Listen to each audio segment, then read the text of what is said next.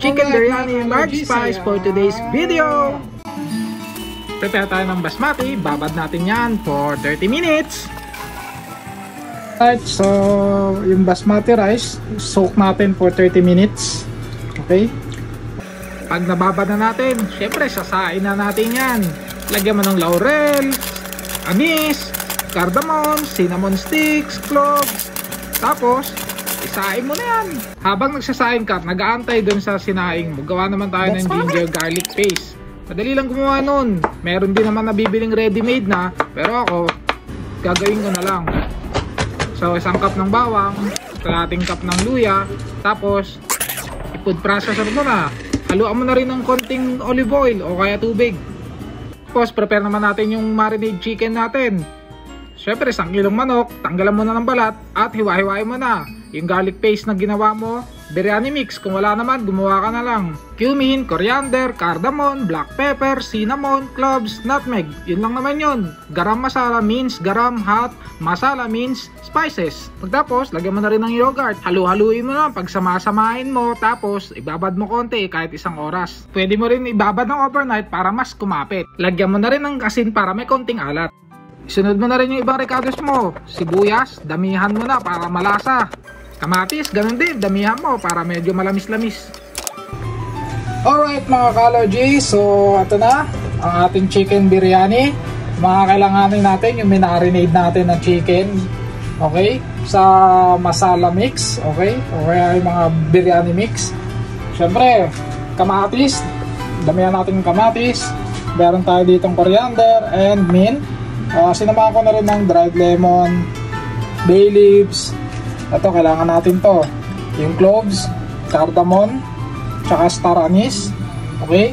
At maraming sibuyas, ginger and garlic paste. Okay? At tsaka yung masala powder natin. Alright?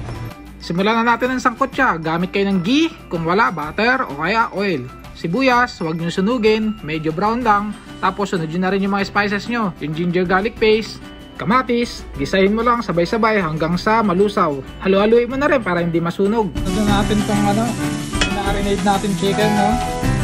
Haluin mo lang para kumapit yung lasa ng mga sinangkotsa mo. Takpan mo na rin pagkatapos. Alright mga ka-allergy, check po natin yung ating sinimmer na biryani chicken. Okay. Ayun, oh. So, pagkalipas ng 15 minutes, okay, yan, medyo naluto na yung manok. So, tanggalin lang natin yung takip kapag alam natin medyo ganito, no, na matubig. Tanggalin lang natin yung takip para mag-evaporate yung tubig. Medyo natuyo na yung yung tubig, So, sarsa na lang yung natira. So, pwede na siguro to.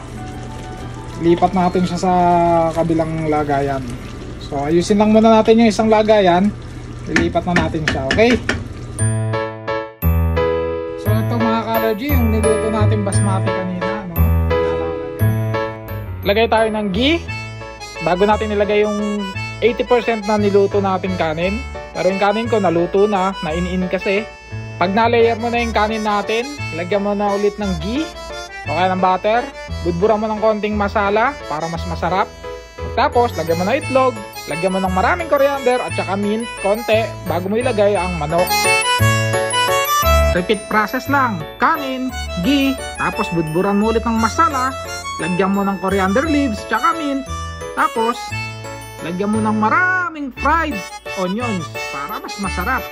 Bahala ka na sa toppings kung anong gusto mo. Pwede patatas, itlog. Ikaw na bahala.